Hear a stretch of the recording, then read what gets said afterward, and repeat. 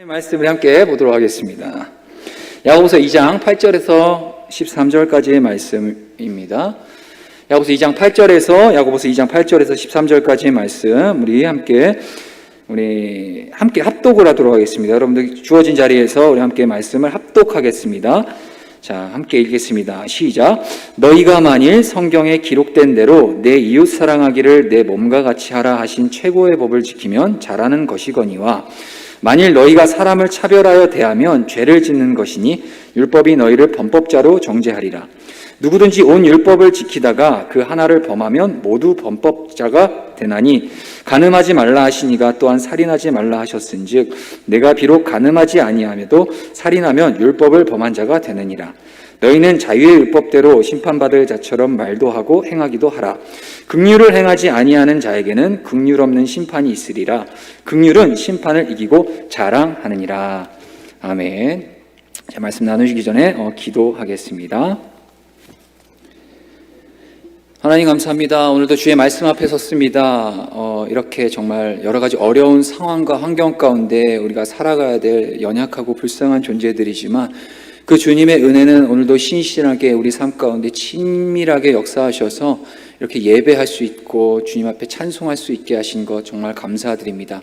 오늘도 주의 말씀 좀 깨달아 알게 하시고 또 말씀대로 행하며 살아갈 수 있는 그런 은혜를 더하여 주시옵소서.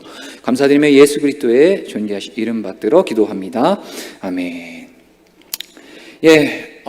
그리스도인은 하나님의 말씀인 성경을 진리로 믿는 자들이 바로 그리스도인입니다. 저와 여러분들이 그리스도인이겠죠. 당연하죠. 예수 그리스도를 믿는 믿음을 가진 자들이 바로 그리스도인입니다. 그리스도인들은 우리의 이 성경 66권의 말씀은 살아계신 하나님의 말씀으로 믿는 자들, 곧 진리로 믿는 자들입니다. 즉 그리스도인은 성경을 통해 하나님을 알게 되고요, 또한 하나님을 볼 수 있게 되고요, 또한 성경을 통해 하나님을 만날 수 있게 됩니다. 자, 그렇다면 예수님을 알지 못하는 이 세상 사람들은 어떻게 하나님을 알고 예수님을 만날 수 있을까요?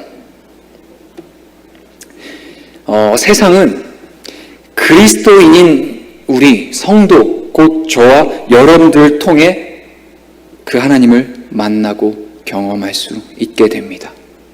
이러한 얘기가 있습니다. 우리는 우리 곧 성도는 성경을 읽지만 세상은 그들이 보는 성경은 바로 그리스도인이다 라는 얘기가 있어요. 저는 이것에 대해 100% 공감하고 있습니다. 오늘 본문이 되는 이 배경되는 이 야고보서는 주로 어떤 문체들이 쓰여지고 있냐, 여기라 또는 도를 행하는 자가 되라 등의 명령이나 권면을 표현하는 주로 이 명령문들이 주로 이 야고보서 안에 많이 담겨 있어요.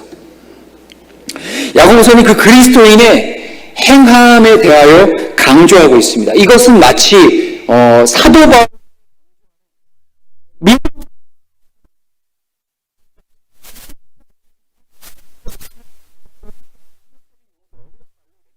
이신칭의라고 하는데요.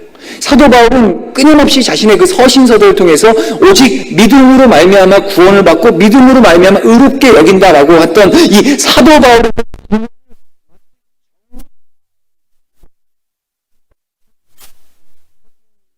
야고보서라는 거예요. 왜냐? 이 야고보서 안에는 그리스도인의 행함을 엄청 강조하고 있거든요. 행함. 심지어는요, 중세 기독교의 그 타락에 맞서서 싸웠던, 여러분들 잘 아는 인물일 겁니다. 마틴 루터, 종교개혁자 마틴 루터는 이 행함을 강조하고 있는 이 야고보서에 대해서 뭐라고까지 얘기했냐? 야, 그거는 지푸라기 서신이야. 지푸라기 서신. 이렇게까지 이 야고보서에 대해서 평가하기도 했어요. 왜냐? 마틴 루터는 당시에 그 중세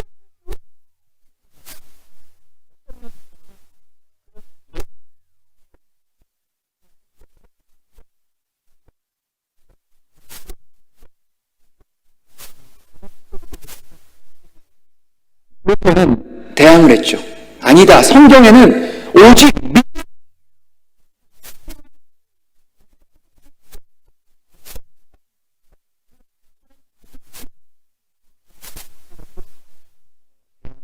개혁했었던 개혁자죠. 그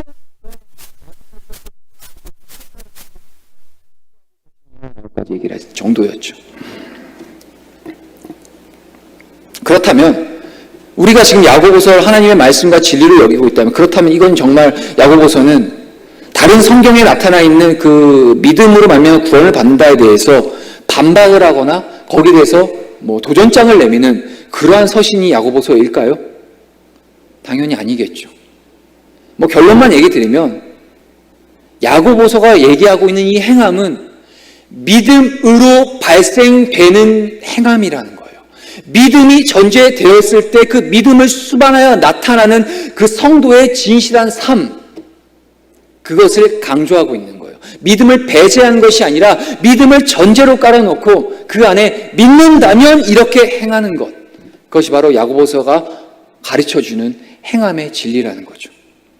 자, 야고보서가 다루고 있는 이 종교적이고 윤리적인 관점들이 있는데, 이 종교적이고 윤리적인 야고보서가 다루고 있는 이 관점들은 주로 구약에 우리가 지혜서라고 부르고 있는 잠언이나 전도서가 제시하고 있는 그 유대적인 지혜 전승에 의해서 형성되고 있어요. 좀 어려운 얘기지만 쉽게 얘기하면 구약에 있는 전도서와 지혜서, 이 잠언과 같은 지혜서, 거기 많이 읽어보면 뭐 삶에서 우리가 성도로서 살아갈 때 어떻게 사는 것이 지혜의 삶인지 아주 정확하게 많이 이야기되어 있잖아요. 잠언 하루에 한 장씩 읽으면 한 달이면 딱 읽는 그 잠언. 예. 그 구약의 그 유대인들이 갖고 있는 그 지혜서, 그 잠언과 전도서에 그 담겨 있는 그 유대 전승의 그 진리가 이 야고보서 안에 그대로 함축되어 담겨 있다라는 거예요. 이는 야고보서가 이 강조하고 있는 이 행함이란 무엇을 얘기하나? 인간이 가지고 있는 의지와 스스로의 의지를 갖고는 야고보서가 얘기하는 이 행함을 절대로 이룰 수 있는 것이 아니라는 것을 나타내주고 있는 거예요. 이해가 되세요? 여러분들, 지혜의 근본이 뭐라고 배우셨죠? 여러분들, 지혜의 근본, 바로 여호와를 경외하는 것이 지혜의 근본이지 않습니까? 우리가 공부 열심히 해서 우리가 삶을 오래 살고 뭐 열심히 살아서 얻는 어떤 그렇게 체득하고 체유라는 그런 지혜 차원이 아니라, 성경이 얘기하고 있고 지혜서, 그 전도서나 잠언이나 뭐 시편이나 뭐 욥기라든가 이런 지혜서들이 강조하고 있는 이 지혜에 대해서 그 결론을 뭐라고 얘기하고 있냐? 오직 하나님이 말씀하신, 우리에게 요구하시는 그 지혜는 뭐냐? 여호와를 경외하는 것, 그것이 바로 지혜의 근본이니라 라고 말씀하시죠. 근데 이 야고보에서 얘기하는 이 행함은 하나님의 지혜로 말미암아 이것들을 이루어갈 수 있는 행함이라는 거죠. 즉, 다시 말해 우리 인간 스스로 갖고 있는 공부 열심히 해서 뭐 어느 정도 연륜이 쌓여서 정도의 차원으로 행할 수 있는 그런 행함을 얘기하는 게 아니에요. 그 정도의 행함을 얘기하는 게 아니에요. 우리 스스로 자발적으로 형성되고 스스로 생산되어서 나타나는 그런 행함, 윤리적이고 도덕적이고 뭐 인류애를 향한 뭐 휴머니즘적인 어떤 그런 그런 차원, 그 이상을 뛰어넘어서 우리의 힘과 능력으로 할 수 있는 것이 아니라 하나님이 주시는 은혜로 말미암아, 하나님께서 우리를 인도하심으로 말미암아 실천할 수 있는 그런 믿음의 행함, 그것을 강조하고 있는 것이 바로 오늘 본문이라는 거죠. 다시 말해 이 야고보서가 말하는 행함이 있는 삶이란, 신자의 의로운 삶은 하나님을 경외함으로 얻는 지혜로 말미암아 가능한 삶이며, 이 지혜는 하나님의 선물로 얻게 되는 것임을 여러분들이, 그리고 제가 분명히 알아야 된다는 사실, 이 사실을 먼저 전제로 하고 말씀이 계속 이어져야 됩니다. 제가 야고보서 1장 5절의 말씀 읽어드릴게요. 제가 읽어드릴게요. 잘 한번 들어보세요. 야고보서 1장 5절입니다. 너희 중에 누구든지 지혜가 부족하거든 모든 사람에게 후히 주시고 꾸짖지 아니하시는 하나님께 구하라. 그리하면 주시리라. 구하래요. 지혜를 구하래요. 이것은 무엇을 나타내냐? 우리가 갖고 있는, 우리 인간 존재로서 갖고 있는 지혜가 아니라 하나님 앞에 구한 하나님으로부터 오는 지혜로 말미암아 이 행함을 이뤄갈 수 있다는 거예요. 그리고 야고보서 3장 17절에 뭐라고 얘기하냐? 이것 또한 제가 읽어드립니다. 야고보서 3장 17절. 오직 위로부터 난 지혜는 첫째 성결하고 다음에 화평하고 관용하고 양순하며 긍휼과 선한 열매가 가득하고 편견과 거짓이 없나니. 뭐라고 얘기해요? 오직 위로부터 난 지혜는. 자, 오늘 설교 제목을 제가 진짜 믿음, 진짜 열매, 진짜 경건이라는 제목을 지어봤습니다. 자, 이 제목을 반대로 말하면 가짜 믿음, 가짜 열매, 가짜 경건이 있을 수 있다라는 얘기겠죠. 인간은 어느 누구도 하나님의 심판을 피할 수 없는 존재예요. 저와 여러분들 지금 꽤 나이스하게 그래도 잘 먹고 잘 살고 있지 않습니까? 물론 여러분들 각 개개별로 삶에 어려운 문제들이 분명히 있을 수 있지만 궁극적으로는 우리가 건강하게 이 땅에서 잘 살고 나름 신앙인으로서 그리스도인으로서 잘 예배 지키고 신앙 세워가며 잘 살아가고 있잖아요. 그런데 말이죠, 예수님을 믿든지 믿지 아니하든지 인간이라면 누구나 하나님의 심판대 앞에 결국엔 서게 된다라는 얘기를 성경은 가르쳐주고 있어요. 그런데 예수 그리스도를 진실하게 믿는 자에게는 어떤 심판이 있냐? 의의 심판이 있고, 반대로 예수님을 알지 못하고 모르고 하나님을 거절하는 자들, 죄인들에게는 불의의 심판이 따르고 있다라고 얘기합니다. 심판대 앞에 사람이라면 언젠간 누구나 다 서게 되는 것이 정해져 있는 순리요 이치인데, 우리가 장차 받게 될 그 하나님의 심판이 과연 무엇이어야 될까요? 반드시 우리가 받아야 될 심판은 하나님으로부터 나온 의의 심판이어야 합니다.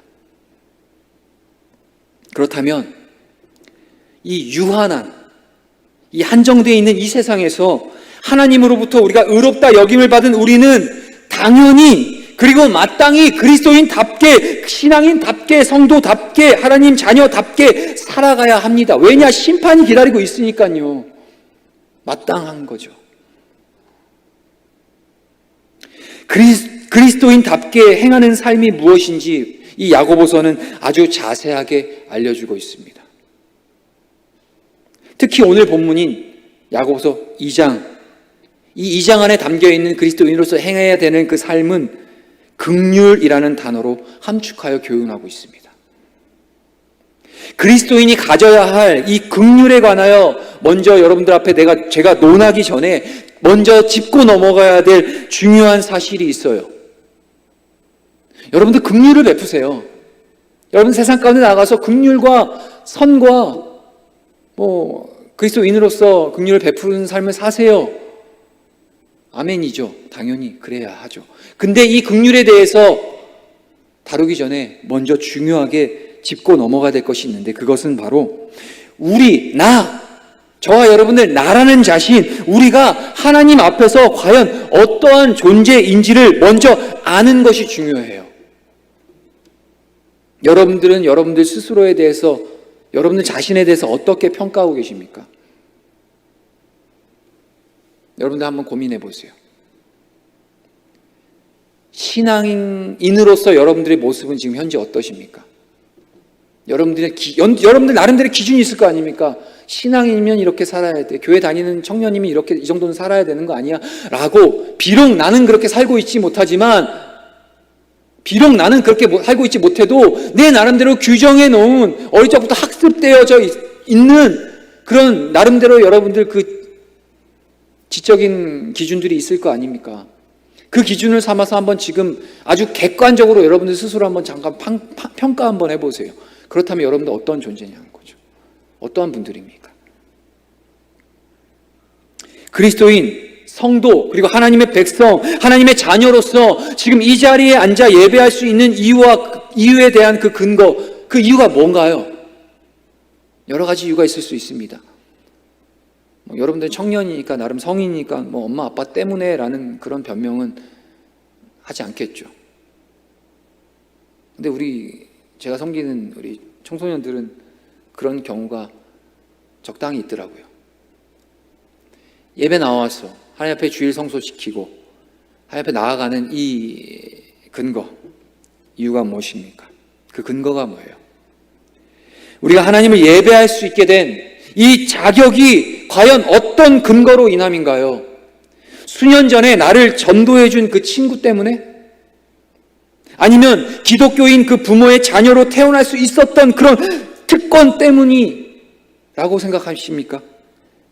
물론 부모님이 됐든 친구가 됐든 내가 지금 이 자리에 교회 다닐 수 있도록 도와준 어느 누군가의 사랑과 헌신이 있었기 때문에 우리가 신앙인으로서 지금 이 자리에 앉아 있을 수 있게 된 것은 분명한 사실입니다.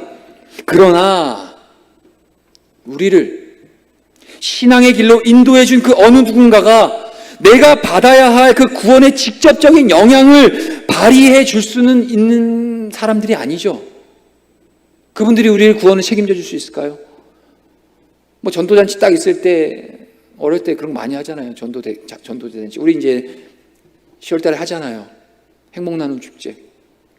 우리는 도구로서 우리가 결단하고 그들을 하나님 앞에 이제 복음의 도구로서 우리가 통로로 사용되고 있지만 우리가 아무리 애쓴들 우리가 그들의 구원을 어떻게 책임져 주겠습니까? 반대로 저와 여러분도 마찬가지죠. 여러분들이 친구를 통해서 전도를 받았던 아니면 부모님을 통해서 여러분들의 의지와는 상관없이 태어날 때 보니까 그냥 교회에 딱 정신 차리고 교회에 앉아 있었던 됐든 상관없어요. 어찌 됐든 부모님도 여러분들의 구원은 책임져 주실 수 없죠. 그렇다면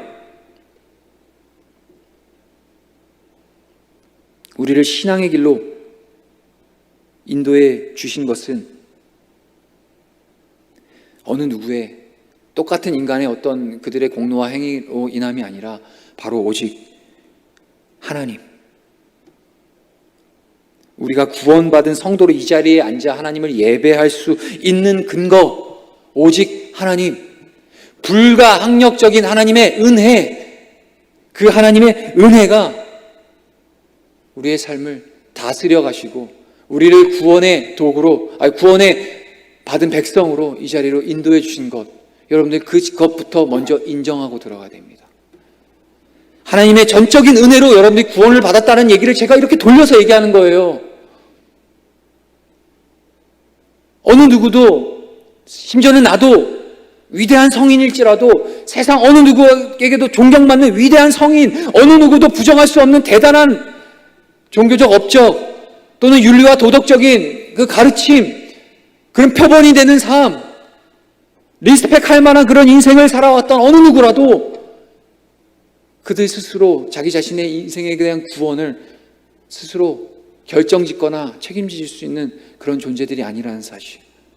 오직 하나님, 그 하나님의 은혜가 아니면 우리는 구원받을 수 없는 그런 존재라는 사실.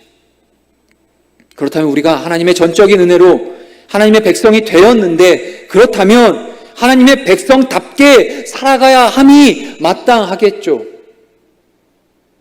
그럼 하나님이 자기 백성을 지으신 이유가 뭐라고 말씀하시나요? 저와 여러분들 하나님의 백성입니다. 끊임없이 저와 여러분들은 하나님의 백성, 하나님의 자녀, 하나님의 그리스도인이라고 여러분들에 대한 그 하나님의 그 주신 그 정체성을 끊임없이 가르쳐 드리고 있잖아요. 우리 하나님의 백성이잖아요. 그렇다면 하나님의 백성이 이 땅에 존재해야 될 이유, 그것은 바로 하나님의 영광, 하나님을 찬송하기 위한 존재의 목적대로 우리가 지음을 받았고 하나님의 백성으로 부름을 받은 거죠.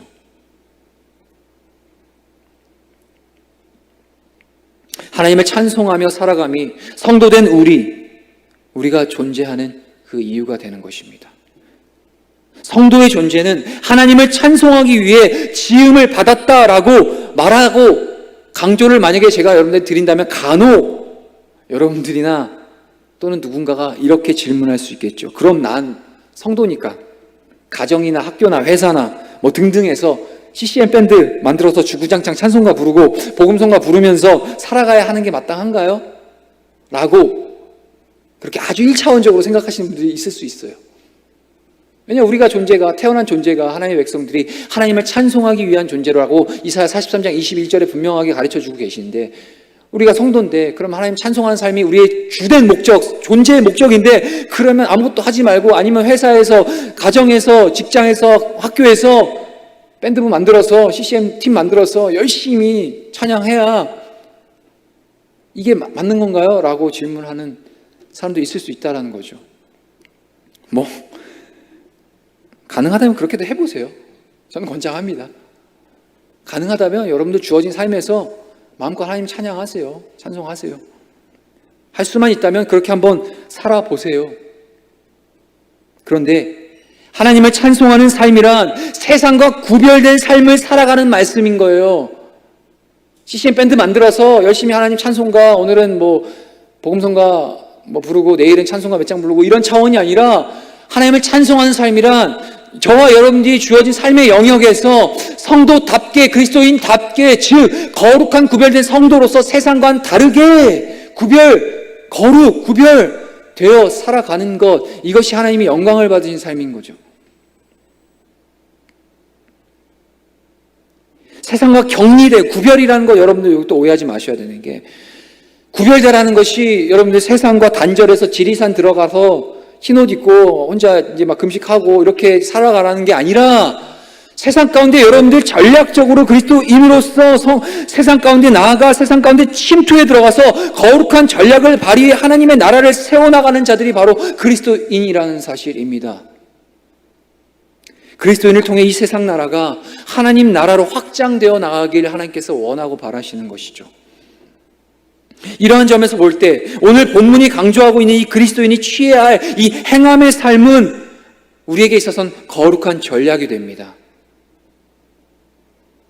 야고보서에 기록된 이 믿음의 행함, 그렇다면 어떻게 행하는 것이 믿음으로 행하는 것인가에 대해서 여러 주제들을 이 야고보서 안에 담고 있지만, 오늘 본문은 행함이 있는 믿음의 삶을 어떤 삶? 긍휼을 베푸는 삶으로 말씀하고 있어요. 즉 하나님의 영광을 이 세상 가운데 드러내기 위해 살아가는 성도의 삶이 바로 긍휼의 삶으로 증명되어야 한다는 거예요. CCM 밴드 만들어서 좋아요, 찬양하세요. 하지만 나아가서는 정말 긍휼을 베푸는 삶, 하나님의 그 마음을 받고 그 마음을 가지고 세상 가운데 나아가 긍휼을 베푸는 삶, 이것이 우리에게 주어진 책임이라는 거죠. 그런데요, 긍휼을 베풀지 않고 살아가는 자에 대해서 반대로 하나님께서는 이렇게 말씀하고 계세요. 오늘 본문 13절의 말씀, 화면이 준비되었다면 한번 띄워봐 주셔도 좋을 것 같습니다. 13절 우리 함께 읽어보겠습니다. 시작. 긍휼을 행하지 아니하는 자에게는 긍휼 없는 심판이 있으리라. 긍휼은 심판을 이기고 자랑하느니라. 자, 긍휼이란 단어로 사용된 이 헬라어 엘레우스라는 단어는요, 어떤 의미가 담겨 있냐면요, 하나님의 마음, 하나님의 긍휼이라는 단어의 의미가 담겨 있어요. 제 왜 굳이 헬라어, 그 어려운 헬라어까지 끄집어내서 여러분들 설명하고 있냐? 우리 많이 오해하고 있어요. 긍휼이라 하면 우리 성경이 누누이 우리에게 가르쳐주고 나타내고 제시해주고 있는 이 긍휼에 대한 그 본 의미는 그 하나님이 우리에게 베풀어 주신 그 적극적인 자비를 말하는 거예요. 이해가 되세요? 하나님이 우리에게 어떤 자비를 베풀어 주셨나요? 여러분 한번 생각해 보세요. 자신의 하나밖에 없는 하나뿐인 독생자 예수 그리스도를 내어주신 것이 바로 우리에게 베풀어 주신 하나님의 자비, 그것이 바로 하나님의 긍휼이라는 거예요. 그런데 이 성경은 성도인 저와 여러분에게 긍휼에 대해서 책임을 묻고 있는데, 그 긍휼이 무엇이냐? 바로 하나님이 우리에게 부어주셨던 그 자비, 하나밖에 없는 독생자를 우리를 살려주시기 위해서 죽이심으로 우리를 사서 우리를 구원의 길로 인도해 주신 그 하나님의 자비, 은혜, 그것이 바로 오늘 성경 본문이 얘기하고 있는 긍휼, 이 긍휼이 얘기하고 있는 단어의 정의라는 겁니다. 이제부터는 여러분들 좀 무거워질 겁니다. 적어도 성경이 얘기하는 이 긍휼의 참된 의미를 여러분들이 적어도 이 시간을 통해 깨달았다면 여러분들 무거워지셔야 돼요. 책임이 막중해지셔야 됩니다. 부담이 돼야 돼요. 왜냐? 우리 하나님이 우리에게 어떤 자비를 보여주셨는데요.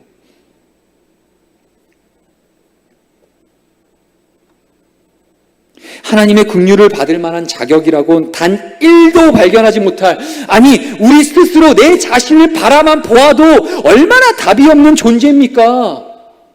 저만 그런가요? 네, 전 그럽니다. 전 제가 제 스스로 봐도 정말 답이 없는 존재예요. 그런 나란 존재를 위해 기꺼이 독생자 내어주신 그 하나님의 마음이 바로 긍휼이라는 거예요. 감당할 수 없는 게 하나님의 마음을 우리에게 지금 요구하시는 것이고요. 세상에 나아가 그 긍휼을 베풀라고 하시는 겁니다. 우리에겐 선택권이 없어요, 여러분. 할까 말까? 아니요. 착각이에요. 우리에겐 선택권이 없어요. 우리는 성경이 가르쳐주면 그대로 아멘하고 인정하고 받아들여야 됩니다. 그것이 하나님의 사명, 하나님의 명령이고 그 명령이 곧 우리가 지켜야 될 사명이기 때문이에요. 긍휼을 베풀지 않는 자를 향해 하나님도 뭐라고 얘기해요? 방금 13절 읽었지 않습니까? 긍휼을 베풀지 아니하면 나도 너에게 긍휼을 베풀지 않겠다 하시잖아요. 심판의 때에 언젠간 우리들이 하나님의 심판대에 서게 될 텐데 그 심판대에 그 하나님의 긍휼을 베풀지 않는 자에게는 하나님의 긍휼이 없을 거다라고 얘기하지 않습니까? 긍휼, 자비, 화평, 사랑, 구제, 봉사, 섬김 등 기독교의 진리가 강조하고 있는 이러한 주제들이 어쩌면 여러분들에게 매우 익숙하고 친숙한 단어일 수 있어요. 어릴 적부터 배워왔잖아요. 예수님 믿으면 사랑해야 돼. 예수님 믿으면 나눠야 돼. 예수님이 제가 요즘에 성대면서 이제 맛을 들었어요. 해야 돼. 많이 배워서 알잖아요. 익숙할 수 있어요. 왜냐면 어릴 적부터 교회에서 사랑하라고 배웠고 자비하고 화평하고 사랑하고 구제하고 봉사하고 섬김의 삶을 우리는 배워왔으니까요. 교회 다니는 사람은 이렇게 살아야 한다는 것에 대하여 어느 누구도 부정할 수 없죠. 다 인정하는 바잖아요. 이렇게 사는 것. 근데 문제는 이렇게 살지 못하니까 문제인 거지. 어쩌면 우리는 지금까지 신앙인으로서 살면서 매우 기계적으로 또는 습관적으로 버릇처럼 각자 나름대로의 의지를 가지고 이러한 것들을 지켜내려고 애쓰며 살아왔을지도 몰라요. 여러분들 나름대로. 저한테는 절친이 한 명 있습니다. 그 친구의 인생은요, 한마디로 얘기하면 섬김의 인생, 봉사의 인생이라고 제가 정의내리고 싶어요. 섬김과 봉사와 나눔을 실천하는 삶으로 그 친구의 인생을 들여다보면 가득해요. 아니, 그 친구의 인생의 전부라고 해도, 그러한 것들이 그 인생의 전부라고 해도 과언이 아닐 정도로 아주 대단한 삶을 살고 있어요. 제 친구인 제가 봐도. 주중에는 자기 생업을 위해 나름 열심히 성실하게 살아갑니다. 그리고 일터에서 성실하다 못해 사람들이 굳이 저렇게까지 살아야 되나, 저렇게까지도 막 이렇게 힘겹게 살아야 되나 할 정도로 매우 열심히 사는 친구예요. 그 친구는 평일에는 그렇게 열심히 일하다 보면 피곤할 법도 한데 쉬어야 할 주말에는 더 많은 일을 자원하여 하고 살아갑니다. 어떤 일을 하느냐면 주로 불우이웃을 위한 마라톤 대회, 독거노인을 위한 연탄 봉사, 노숙자를 위한 도시락 봉사, 유기견을 위한 유기견 센터 봉사, 경제적으로 힘든 가족들에게 무료 가족 사진 촬영 봉사, 심지어는 한 달에 한 번 헌혈하러 가는데 단지 피만 주는 게 아니라 혈소판, 혈장까지 다 뽑아주는 그런 친구. 우리 자매님들 계신데 그런 분을 남편으로 둔다면 어떻게 하실 것 같아요? 정말 인류애가 넘치는 친구예요. 정말 그런 인생 사는 제 주변엔 적어도 없어요. 정말 제 리스펙하는 친구입니다. 그런데요, 제 친구지만 정말 존경스러울 정도로 대단한 녀석 맞아요. 귀하고 존귀한 삶을 사는 게 맞아요. 그런데 그 친구가 살아가는 그 봉사와 헌신의 삶이 오늘 우리 본문이 가르쳐주고 있는, 우리에게 가르쳐주는 이 긍휼함으로부터 나와서 베풀어지는 것인지는 확실하지 못해요. 제 친구의 삶을 부정하거나 제가 폄하하는 것이 아니에요. 어려운 이웃을 위해 수고하고 봉사하는 삶이 너무 귀하지만 그 행위 자체가 그들의 영혼까지 책임져 줄 수 있는 것은 아니기 때문이에요. 진짜 믿음, 오늘 본문, 오늘 제목, 진짜 믿음, 진짜 열매, 진짜 경건이라고 했는데, 진짜 믿음은 행함으로 증명된다고 했습니다. 이 믿음이 증명되는 행함은 예수 그리스도를 믿는 믿음으로부터 나타나는 행함, 즉 그리스도로 인하여 그리스도 때문에 나타나는 것, 그것이 바로 이 행함이라는 거예요. 복음 듣지 못해 영혼이 죽어가는 사람들을 찾아가서 하나님으로부터 받은 그 긍휼을 나누고 베푸는 것, 나누어진 그 긍휼이 살아있는 복음이 돼서 그들의 영혼이 살아날 수 있도록 하는 삶이 바로 성도가 지어야 할 진짜 믿음, 그 믿음의 삶이라는 겁니다. 그리고 진짜 열매, 마음을 나누는 행동. 진짜 열매, 도덕적이고 윤리적으로 아무리 괜찮은 사람이라도 정말 그 사람을, 내가 돕는 그 사람의 마음을 움직이게 하는 마음의 동기, 그 동기가 그들에게 선을 베푸는 그 내 마음의 동기가 하나님의 마음으로부터 나온 것이 아니라면 그 열매는 하나님 보시기에 선한 열매라기보단 그저 나의 의로움, 나 썩 괜찮은 사람, 세상으로부터 존경받을 만한 사람 정도의 어떤 다른 목적으로 인하여서 발생되는 그런 온전하지 못한 열매가 나타날 수 있다는 거죠. 오늘 8절, 본문 8절 제가 읽어볼게요. 너희가 만일 성경에 기록된 대로 내 이웃 사랑하기를 내 몸과 같이 하라 하신 최고의 법을 지키면 잘하는 것이거니와. 자, 성경에 기록된 최고의 법이 뭐라고 말씀하고 계시나요? 과거 구약의 그 모세를 통해 시내산에서 이스라엘 백성들에게 주신 그 율법, 그 율법을 문자 그대로 지켜내는 것이 최고의 법을 지키는 것인가요? 여러분들 율법 다 지키면서 살아갈 수 있나요? 아마 불가능할걸요. 물론 지켜낼 수 있으면 좋겠지만 우리의 인간의 그 연약함은 주님이 주신 그 율법을 다 지켜낼 어떤 재간이 없어요.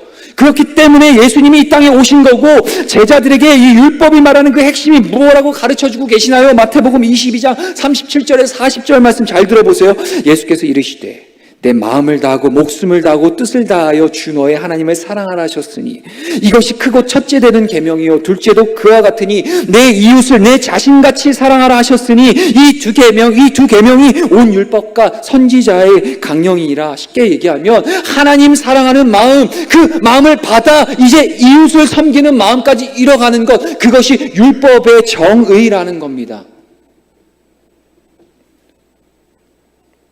진짜 믿음을 행하는 삶으로 살아가는 자에게는 진짜 열매가 맺어집니다. 무화과 나무에서 무화과 열매가 나는 것이 정상이고요. 포도나무에서 포도 열매가 나는 것이 정상이지 않습니까? 예수님은 열매로 그 나무를 알 수 있다고 하셨어요. 저와 여러분들 예수 그리스도 안에 접붙임 바 된 예수님의 그 생명의 그 말씀의 진액을 먹고 자라가는 여러분들 삶에서 나타나는 그 열매는 무엇으로 맺어지고 있나요? 하나님의 마음을 가지고 믿음으로 베푸는 그 긍휼은 선한 열매를 맺게 마련입니다. 어떤 열매? 바로 믿음의 열매를 말이죠. 제가 지금 설교를 이제 마무리해야 될 때가 있어서 정리를 좀 할게요. 진짜 믿음과 진짜 열매, 그리고 여러분들이 지금 추구하고 있는 진짜 경건은 무엇이냐? 열심히 도덕적이고 윤리적이고 존경받을 만한 삶을 세상 가운데 살아가세요. 하지만 여러분들이 그 의지를 다해 살아가는 그 삶의 모든 베푸는 선과 그런 도덕적인 윤리적인 그런 기준들이 하나님의 영광을 위해서, 하나님이 높임을 받으시고 하나님의 나라가 세워져 가기 위해 필요한 그런 선, 그러한 베품, 그러한 긍휼이 아니라 만일 다른 목적, 나의 나됨을 위해, 내가 좀 괜찮은 사람, 썩 괜찮은 사람으로 누군가에게 비추어지기 위해, 아니면 타고난 성품, 좀 어느 정도 오지랖 있고 썩 괜찮은 성품 가지고 타고났으니까 거기에 실망시키면 안 되니까 이런 정도의 차원, 또는 다른 어떠한 이유가 되었든 하나님의 영광이 어떻게 받으신다고요? 바로 복음을 증거하고 영혼을 구원하는 삶, 그것을 통해 하나님의 영광을 받으시죠. 그 목적으로 나타나는 선과 베품, 하나님의 마음의 그 긍휼, 그것이 아니면 여러분들 다시 한번 생각해 보세요. 정리하겠습니다. 우리는 이 땅에서 나그네의 삶을 살아갈 뿐입니다. 영원한 하나님 나라에 들어가기 위해서 허락해 주신 이 땅에서 삶을 하나님 백성답게 진짜 믿음, 진짜 열매, 진짜 경건을 지닌 채 우리는 살아가야 해요. 강팍하게 굴지 맙시다. 여러분, 제가 마지막으로 드리고 싶은 얘기인데, 제가 가장 견디기 힘들어하는 게 있어요. 그리스도인이면 그리스도인다운 그런 매너와 태도를 지닙시다. 너무 강팍해요. 왜 이렇게 화가 많아요? 심지어 교회 안에서도. 뭐가 그렇게 억울한가요? 섬기는 자리가 그렇게 억울하고, 선을 행하는 자리가 그렇게 억울하고, 베풀어야 되는 자리가 그렇게 힘드신가요? 우리는 예수 그리스도의 그 생명을 받은 자들입니다. 행여라도 우리 마음 가운데 그러한 강팍한 마음, 예수님의 그 은혜로부터 나오는 마음이 아니라 먼저는 거절하기에 익숙해져 버린 내 스스로의 그런 강팍한 마음이 있다면 하나님 앞에 구하세요. 세상이 바라보는 성경은 저와 여러분들 그리스도인입니다.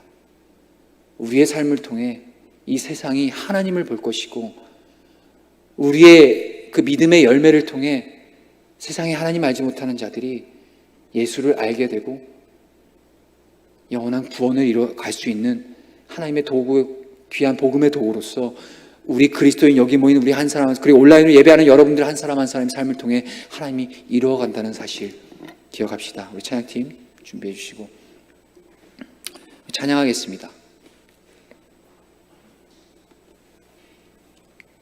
하나님 아버지의 마음, 우리 찬양할 텐데요. 참 은혜로운 찬양입니다. 여러분들, 근데 이 찬양의 가사의 고백이 엄청 여러분들 쉽게 생각하면 안 되는 고백입니다. 하나님의 마음이 있는 곳에 나의 마음이 있길 원하고, 하나님의 그 시선이 머무는 곳에 나의 시선이 머물길 원하고, 하나님이 가고자 하신 그 걸음에 나의 발걸음이 이루어지길 원한다는 이 고백, 여러분 쉽게 생각하지 마세요. 하나님이 우리에게 어떤 긍휼과 어떤 자비를 베풀어 주셨냐요? 하나님의 마음, 하나님이 우리를 향해 어떤 마음을 베풀어 주셨냐요? 자기 목숨 주셨어요. 이 고백 어떤 고백인지 아세요? 이제는 성도라면 하나님의 받은 그 신실하신 그 긍휼과 은혜를 붙들고 생명도 아낌없이 하나님이 가라 하신 그곳에, 하나님의 마음이 필요한 곳에, 하나님의 사랑이 필요한 곳에 공식을 매겨서 계산적으로 사는 것이 아니라 목숨도 아낌없이 내어줄 만큼 진짜 하나님의 마음을 붙들고 살아가라 라는 그런 결단의 메시지가 이 찬양에 담겨 있는 겁니다. 우리 여러분들 계신 곳에서 자리에서 일어나셔서 그 결단 우리 함께 한번 다짐해 봅시다. 찬양하며 나갑시다. 아버지 당신의 마음이 있는 곳에 나의 마음이 있기를 원해요. 아버지 당신의 눈물이 고인 곳에 나의 눈물이 고이길 원해요. 아버지 당신이 바라보는 영혼에게 나의 두 눈이 향하길 원해요.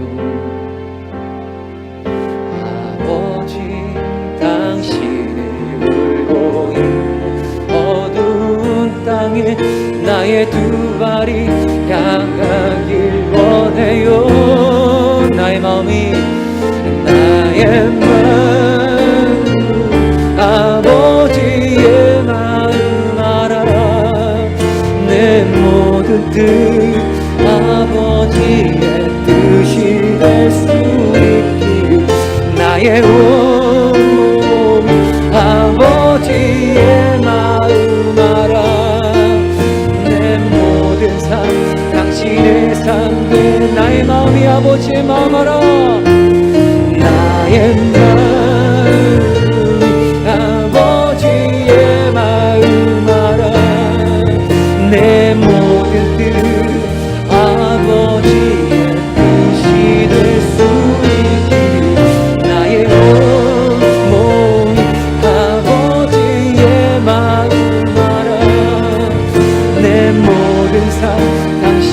항상 되기를. 우리 함께 주어진 자리에서 함께 우리가 주신 말씀 붙들고 기도하기를 원합니다. 하나님 진짜 믿음을 내게 주십시오. 하나님 진짜 열매를 맺어갈 수 있는 삶을 주십시오. 진짜 경건의 모양만으로 우리가 살아가는 것이 아니라 경건의 능력으로 우리가 살아갈 수 있는 하나님의 귀한 자녀로서 진짜 성도로서 살아갈 수 있는 그런 의지와 성령님 은혜를 우리에게 부어 주시옵소서. 그런 마음으로 우리가 주여 한번 부르짖고 각자의 자리에서 기도하도록 하겠습니다. 주여, 하나님 감사합니다. 하나님, 우리에게 행함 없는 믿음은 죽은 믿음이라 가르쳐 주신 주님, 그 어떤 행함입니까?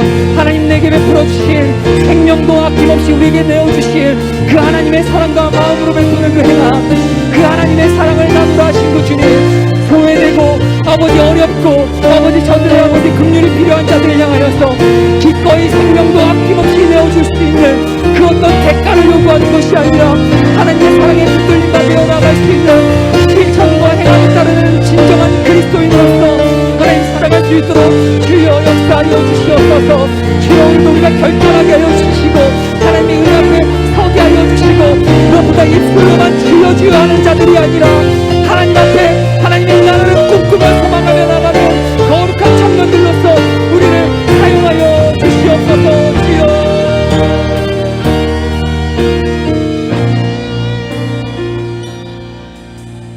여전히 오늘도 우리가 하나님의 긍휼하심 없이 한순간도 설 수 없는 그러한 연약한 인생인 것을 고백합니다. 하나님의 긍휼이 오늘 우리를 이곳에 있게 하셨고, 하나님의 긍휼하심이 오늘도 하나님의 자녀로 살아갈 수 있는 은혜를 허락해 주셨습니다. 아버지 하나님, 이것이 우리의 은혜요 우리가 누리는 복인 것을 잊지 않게 하여 주옵소서.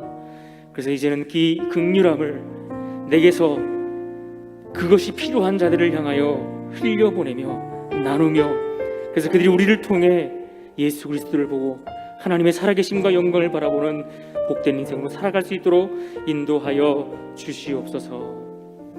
지금은 우리 주 예수 그리스도의 은혜와 하나님의 아버지의 영원하신 사랑과 성령의 교통하심이 하나님의 참된 긍휼을 경험한 자 되어 이제는 그 긍휼을 세상 가운데 흘려보내고 나타내며 하나님의 영광을 보여주는 삶을 살기를 다짐하고 결단하는 주의 사랑하는 모든 백성들 가운데 지금부터 영원토록 함께 있을지어다.